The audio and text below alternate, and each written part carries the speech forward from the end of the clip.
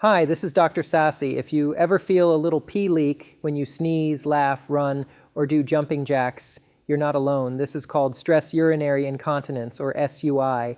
It happens when the muscles that help hold in your pee, called the pelvic floor muscles, aren't strong enough to handle extra pressure in your belly. That pressure comes from actions like jumping, running, or even lifting something heavy, and it pushes down on your bladder. Think of your pelvic muscles like a trampoline that supports the bladder and keeps everything in place. When those muscles get stretched or weak, like after having a baby, going through menopause, or playing high-impact sports, they can't hold on tight enough and leaks happen. The good news is this can be fixed. You can strengthen these muscles with special exercises, and if those don't work, a simple surgery like a sling can really help. Don't be embarrassed. It's common, it's treatable, and with the right care, you can enjoy your workouts and your life without worry.